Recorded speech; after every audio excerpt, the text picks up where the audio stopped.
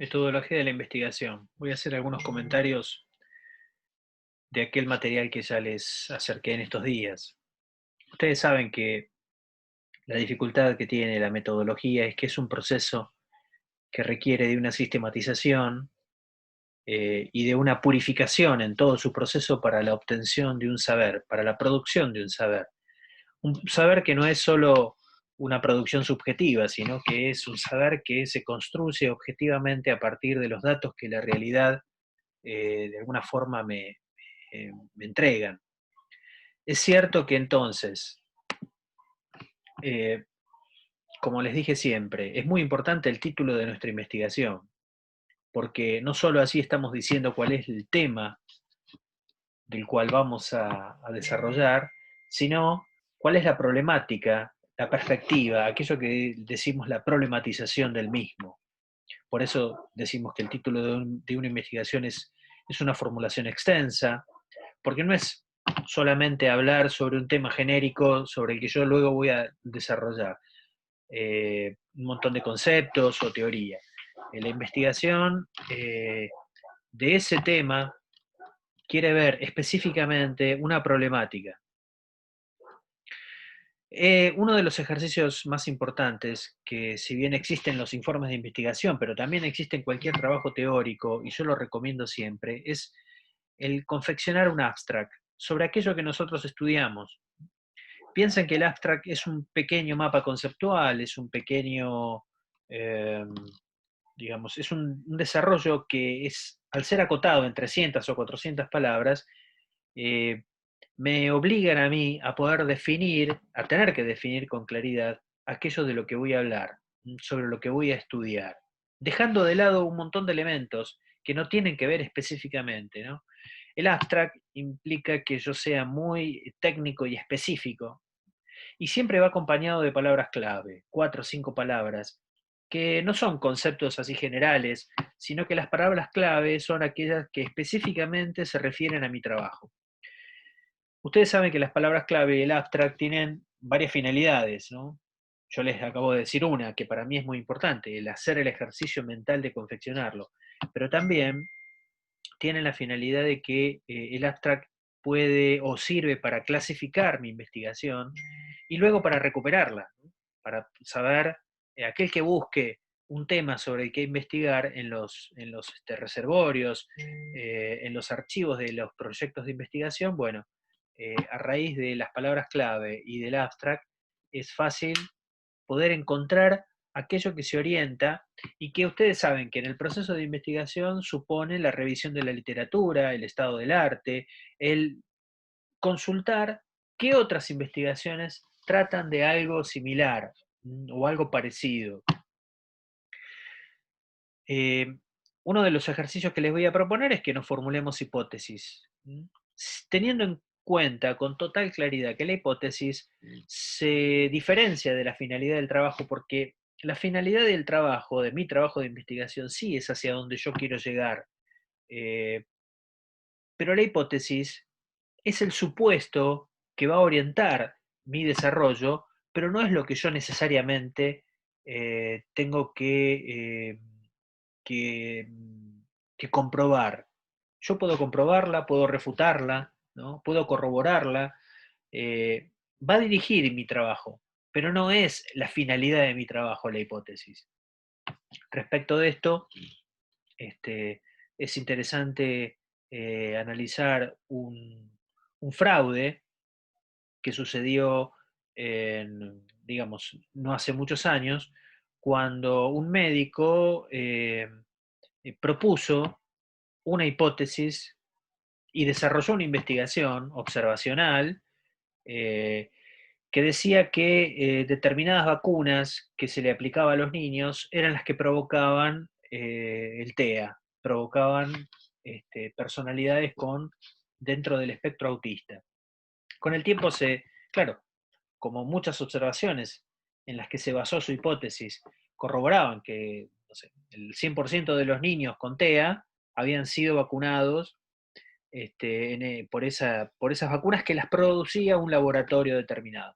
Con el tiempo se encontró que esa hipótesis que estaba dando vuelta por allí eh, tenía una finalidad, ¿no? Por eso la necesidad de diferenciar una cosa de la otra. ¿Cuál era la finalidad? Y que quienes estaban solventando esa investigación y sosteniendo esa investigación eran otros laboratorios que querían proponer otro tipo de vacunación, otro tipo de vacunas, distintas a las que estaba produciendo ese laboratorio, que era el que de alguna manera había sido tomado por la mayoría de los de la Organización Mundial de la Salud, de los grandes gobiernos que proponían esas vacunas para validar la profilaxis y los calendarios de vacunación necesarios para la salud de la población, de los niños, ¿no? Es decir, había una finalidad espúrea, una finalidad que llevó a un fraude, ¿no? Que luego fue reconocido y fue penado, ¿no?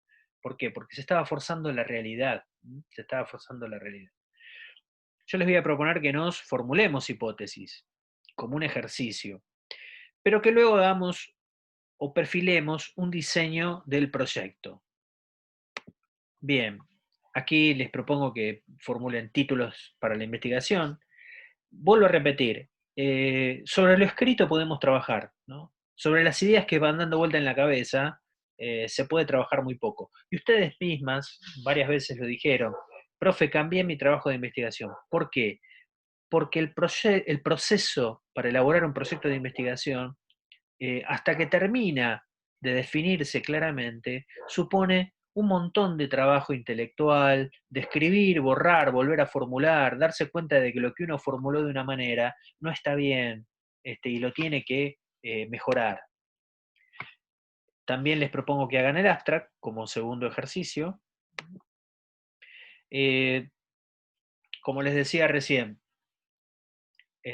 la, digamos, la diferencia que hay entre una hipótesis y la finalidad de un trabajo. Eh, Esta proposición que supone la hipótesis no es lo que yo debo forzar todo para poder demostrarle, porque eso es lo que valida digamos, mi cualidad como profesional y como investigador. No, de ninguna manera, ¿no? Eh, Van a ver que generalmente la hipótesis, en todo trabajo de investigación hay una hipótesis fundamental, hipótesis alternativas, y las hipótesis nulas, que son muchas veces las contrahipótesis. Por esto que yo alguna vez les dije, cuando Popper y tantos epistemólogos hablan de la necesidad de que mi investigación incluya la propuesta del falsacionismo, estaban de alguna forma diciendo la seriedad con la que un investigador tiene que salir, ¿no? El caso más claro para entender esto es, si yo me propongo como hipótesis que las gaviotas son blancas, ¿no?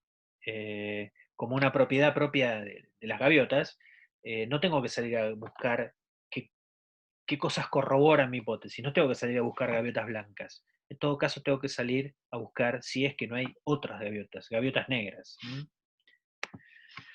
Bueno, por eso eh, les pido que lean esto, y esto es un ejercicio, ¿no? Un ejercicio que nos va a permitir a nosotros eh, ir desarrollando eh, desde el principio y de alguna forma ir como definiendo mejor nuestro trabajo de investigación.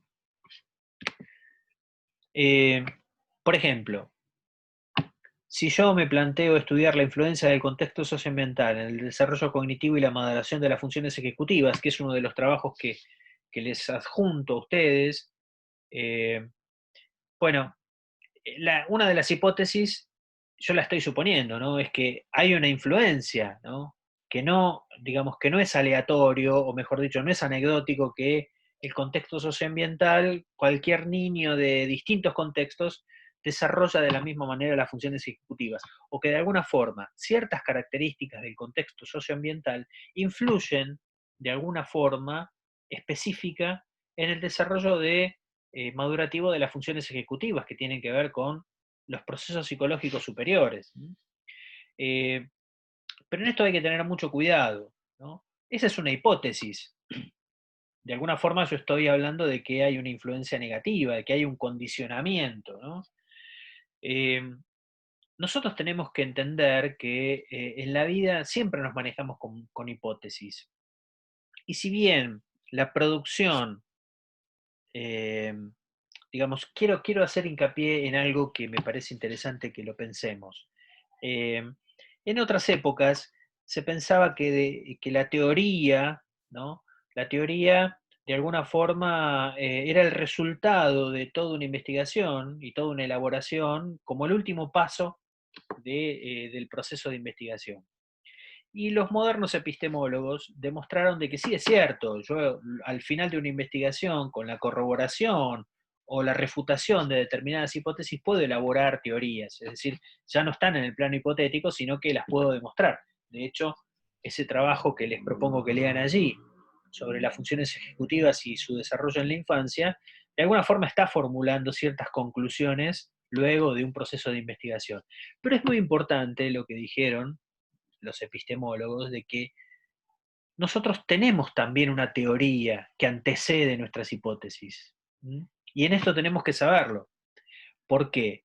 Porque hay que ser muy honesto eh, y muy pulcro y muy aséptico a la hora de plantear un proyecto de investigación. Si no, estaríamos falseando la investigación y provocando fraudes.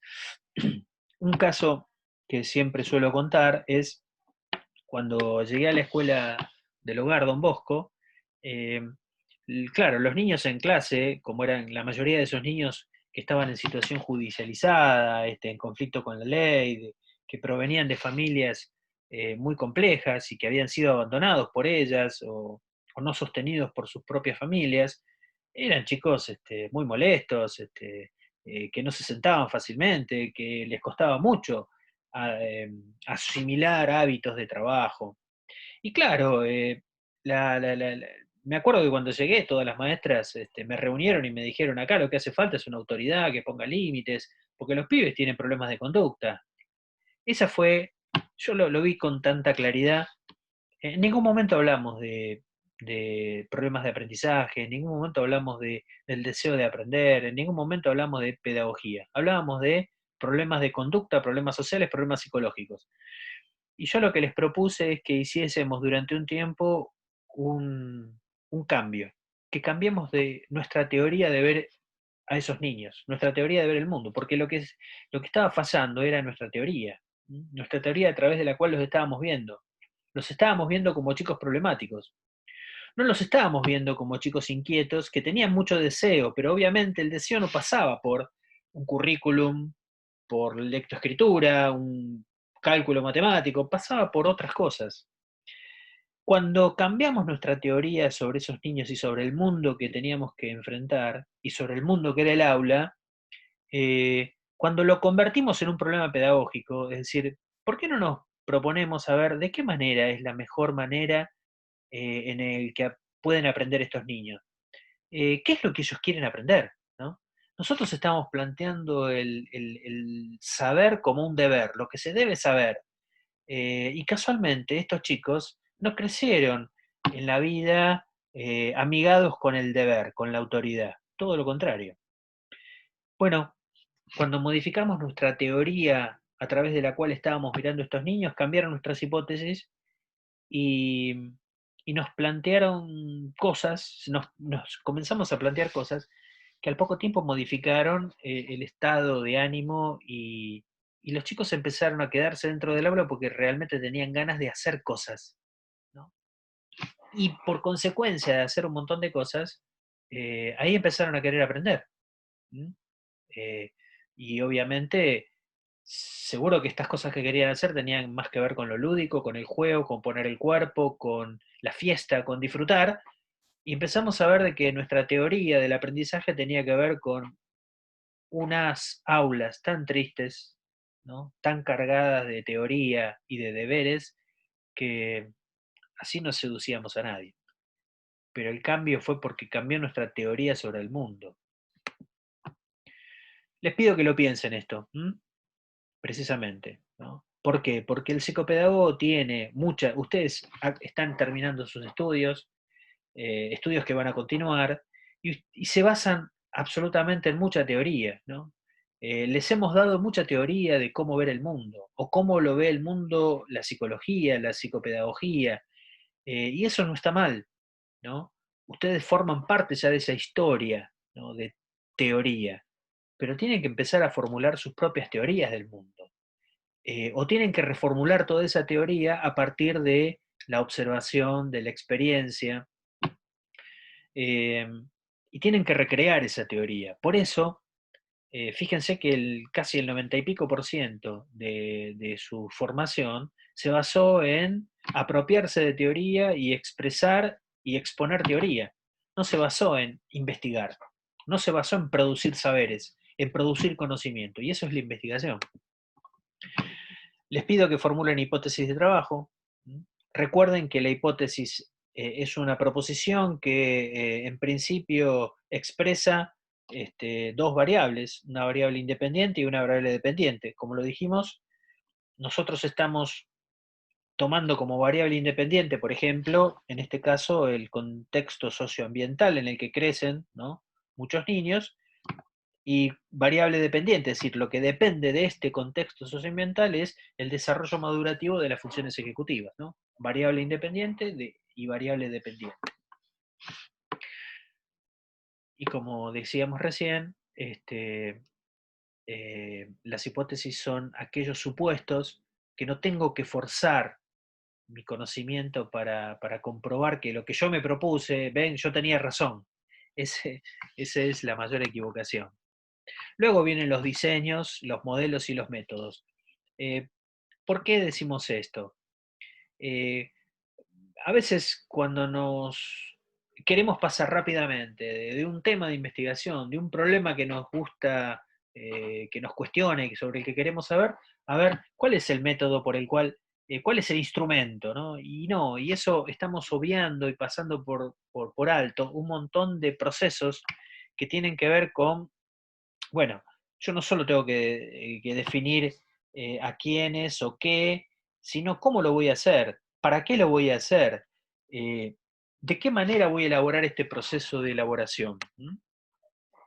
Bueno, les voy a pedir que vean allí, van a empezar a aparecer diseños, les pido que esto lo lean y veremos que, bueno, una investigación puede ser exploratoria, puede ser explicativa, puede ser descriptiva, puede ser correlacional. Hay investigaciones experimentales o cuasi experimentales o semi experimentales.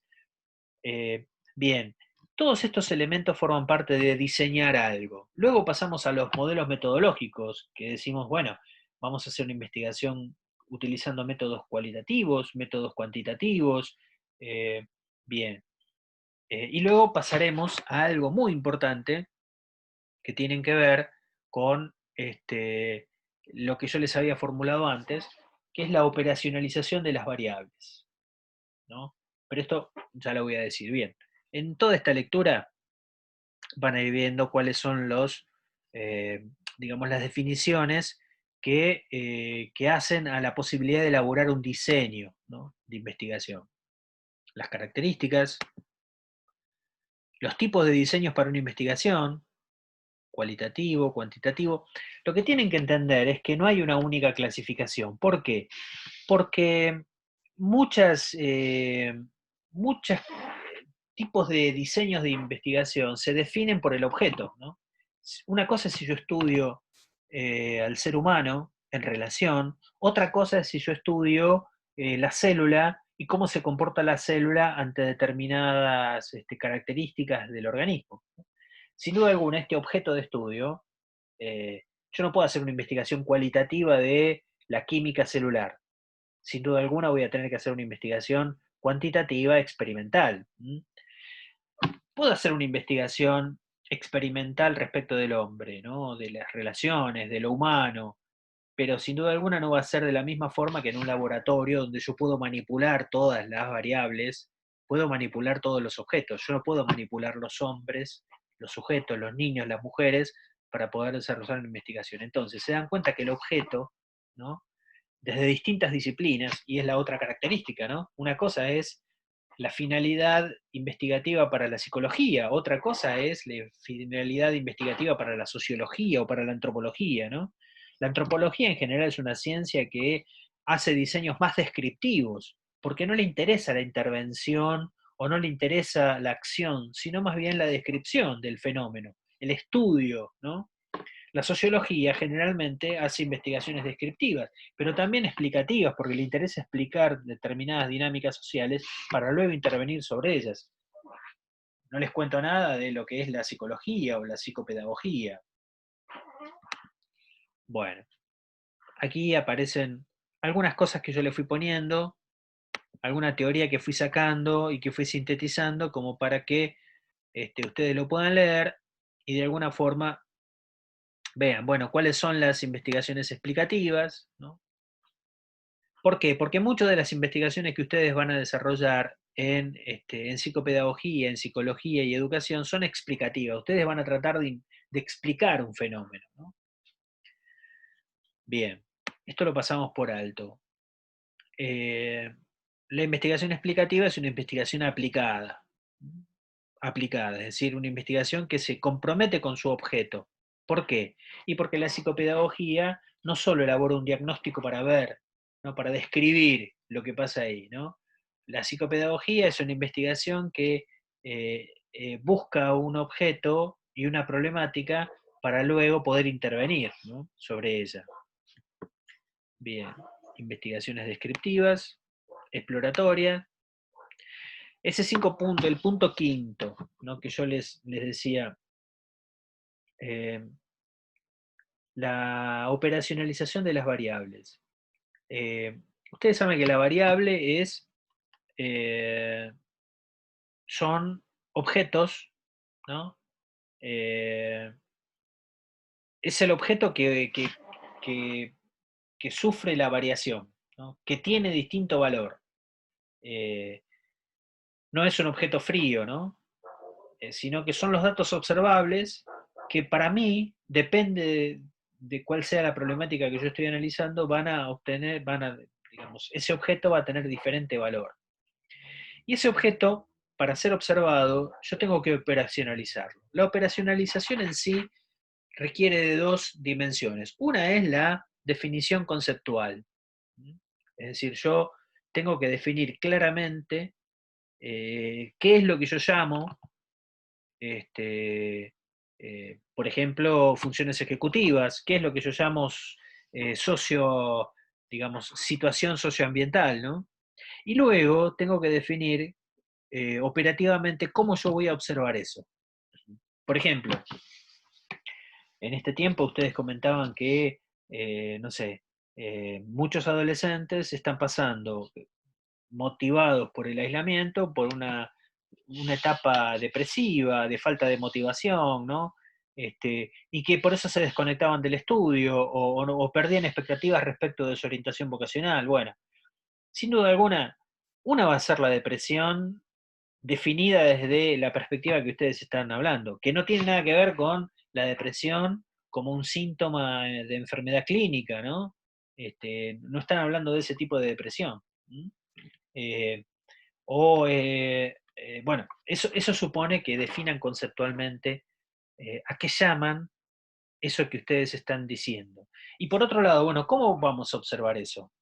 ¿Qué vamos a ir a la casa de cada uno a ver? ¿Vamos a hacer un Zoom para ver qué deprimido que esté ese chico?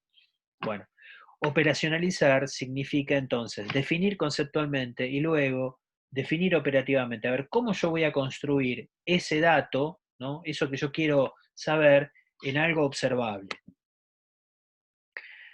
Bueno, sabemos que las variables se definen también, esto lo podemos pasar por alto, ¿no? La variable entonces es el objeto que yo voy a estudiar. Y yo les traje a ustedes esto que me parece interesante, que variable es todo dato. Sin embargo, depende de la realidad que yo voy a observar, yo tengo que organizar. Esto es, de alguna manera, también parte del proceso de operacionalización de una variable, ¿no? Si yo quiero observar la pobreza, ¿no? Bueno, la pobreza es muy amplia, ¿no? Y yo tendré que definir, bueno, pero ¿qué tipo de pobreza quiero observar, ¿no? Eh, la pobreza habitacional, la pobreza respecto de los recursos, la pobreza en cuanto a las carencias, bueno, ahí es donde nosotros tenemos que ir como armando una, digamos, una especie de cuadro muy ordenado, ¿no? Un cuadro de derivación muy ordenado, eh, donde van a empezar a aparecer, por ejemplo, generalmente se suele entender, ustedes van a escuchar que en muchas investigaciones existen las variables, las subvariables, ¿no? Los indicadores y los índices. En las otras investigaciones se va a hablar de dimensiones, ¿no? Entendiendo como dimensión o como variable eh, conjuntos, digamos, conjuntos que van de alguna forma marcando de lo general a lo particular. Si yo digo, bueno, yo quiero estudiar la situación ambiental, ¿no?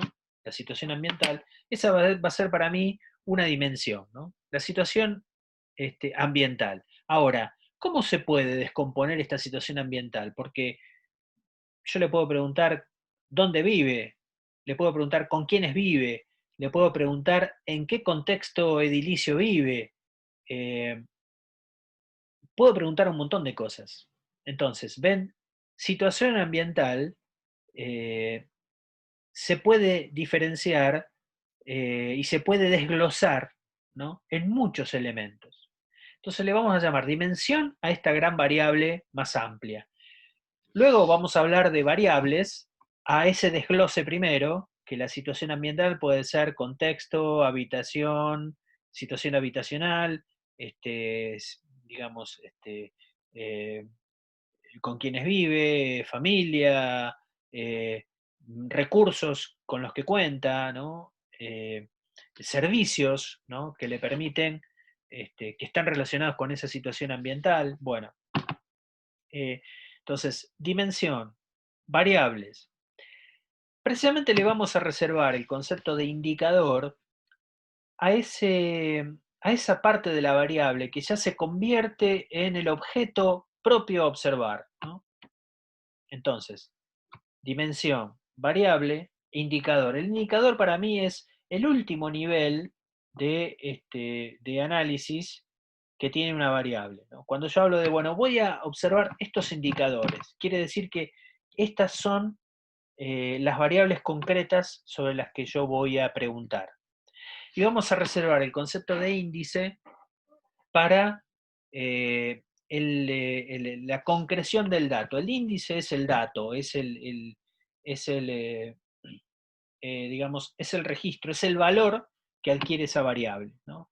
Eh, si yo le pregunto a una persona, a ver, eh, ¿con cuántas personas vive en casa? ¿No? ¿Con cuántas personas habita habitualmente? Y esa persona dice, con 5 personas, bueno, hay 5 personas, es el índice, es el dato final, ¿no? Es el valor. Si yo a una le pregunto, ¿usted tiene televisión? ¿Sí o no? Bueno, si me pone sí, ese es el índice, ¿no? Los índices tienen muchas formas de expresión. A veces son números, a veces son cruces, a veces son apreciaciones. Cuando ustedes hacían las evaluaciones de nosotros y les dicen, a ver, del 1 al 5, donde 1 es poco satisfactorio y 5 es muy satisfactorio, pongan, a ver, ¿qué opinan de tal profesor? ¿No? ¿Cómo dictó la materia el profesor? ¿No? Entonces, yo puedo decir, Carlos Vizca es la dimensión, después las variables son puntualidad, bibliografía, desarrollo, claridad en la expresión, claridad en la evaluación, etc. Y los indicadores, mejor dicho, los índices son, bueno, a ver, del 1 al 5, ¿no? Siempre 1, ¿no? Poco satisfactorio. Bueno, esos son los índices. Para eso, yo les doy algunos ejemplos que me parece interesante que los lean, ¿no? Acá tienen 4 ejemplos donde les voy a mostrar instrumentos que precisamente desglosan dimensiones, variables, indicadores, índices. Una es la encuesta de satisfacción de un cliente que compró un auto. Otro es el SNAP, que es una especie de guía de observación sobre la conducta de un niño dentro del aula. Otro es una encuesta que habla de hábitos alimentarios. Y por último, el cuarto es más que algo que les estoy mostrando, es un ejercicio que les propongo que ustedes realicen, ¿no? Bueno, acá ven, tienen encuesta de satisfacción. ¿Mm? Eh, Entre las preguntas y los ítems, ¿no? Acá ustedes ven, primero, ¿no? Tareas de mantenimiento u otra reparación. Acá estamos hablando de una variable, tarea de mantenimiento, ¿no? Acá diferente, en el 3, en esto que yo les pongo 3, fíjense que dice, acá esto es una dimensión. Tu experiencia con el departamento de servicio en la última visita a la concesionaria. Dimensión, experiencia con el departamento. Vamos a la variable. Por favor, califica tu grado de satisfacción, ¿no? Y este es el indicador. Tu experiencia con el departamento de servicio. Y obviamente acá están los índices, ¿no? Los índices. Así tienen varios ejemplos. Y ustedes dicen, oye, pero todo esto tengo que armarlo así. A ver, eh, ¿saben lo que pasa? Que claramente con esta batería de preguntas, el entrevistador, o mejor dicho, el investigador, el que quiere investigar cuál es el grado de satisfacción, qué satisfechos están o no los clientes con todo, con la organización de toda esta guía, sabe qué satisfecho estoy con el auto, qué satisfecho estoy con el que me lo vendió, qué satisfecho estoy este, con la concesionaria cuando vuelvo y me hacen el service, tienen claramente, e inclusive pueden identificar en qué punto está fallando de todo el servicio. Este es el SNAP, donde van a ver que también de 0 a 3, ¿no? 0 a 3, se establece, estos son los índices, ¿no? Los índices, y prácticamente el comportamiento a ser observado. Acá hay una gran dimensión, ¿no? No hay varias dimensiones, ¿no? Si quieren, acá hay una gran variable, mejor dicho, ¿no? A veces se pone dimensión, variable, indicador, en la medida que se lo va desglosando. Acá prácticamente se pone la variable comportamiento, ¿no? El comportamiento del niño que es observado dentro del aula, y tienen todos los indicadores. No presta atención a los detalles y comete errores por descuido en su trabajo escolar. Este Snap 4 yo se los hacía hacer a las maestras cuando les empezamos a proponer que, bueno, que nuestras hipótesis de los niños que se portaban mal eran hipótesis que estaban muy enviciadas por nuestra teoría sobre ellos y también por un gran desconocimiento. Entonces hablábamos de lo que ellos no podían aprender y no nos planteábamos lo que nosotros no sabíamos enseñar y cómo lo estábamos enseñando. Entonces, el hecho de sistematizar y de hacer todo este juego y todo este proceso ayudó a que se dieran cuenta de que el trabajo docente no es solamente voluntad o intuición o, digamos, arte, ¿no? Bien. Obviamente, este SNAP tiene que ver con una etapa donde decíamos, bueno, depende de esta puntuación, estamos hablando de un niño que tiene trastorno de atención más hiperactividad, ¿no? Eh, Impulsividad. Así que esta encuesta de los hábitos alimentarios también me pareció interesante porque acá van a volver a ver, ¿no?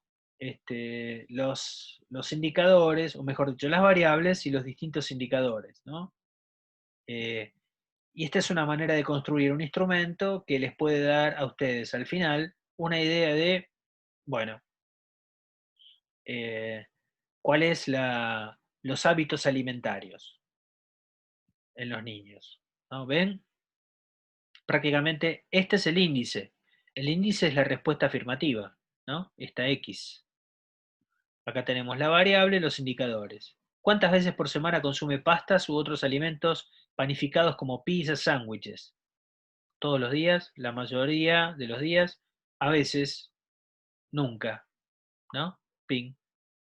Entonces, acá está el indicador, a veces, y el índice es sí, no, sí. Bueno, y el bonus. Yo les propongo esto, que lo lean, lo podemos ver,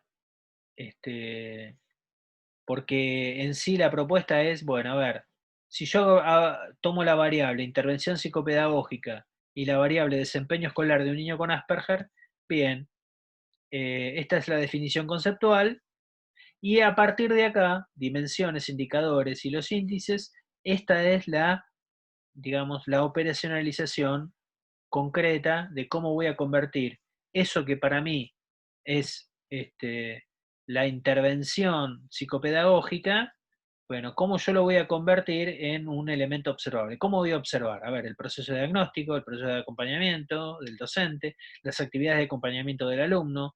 Esto, a su vez, yo lo tengo que desglosar. Proceso de diagnóstico, bueno, ¿cómo lo desgloso acá? ¿Cuáles son todos los elementos que van a servir como indicadores para poder observar cómo fue ese proceso de diagnóstico? ¿Cómo desgloso acá el proceso de acompañamiento del docente? Bueno, hago entrevistas con él, me reúno cada 15 días, eh, le ofrezco material, reviso el material, ¿no? Le corrijo el material, cada una de las actividades, ¿ven? Y acá los índices van a ser las respuestas o la manera de cómo yo voy a catalogar esas respuestas. Bien, hasta aquí más o menos espero que esto que les estuve diciendo les sirva para guiar un poco el trabajo. Buenas noches.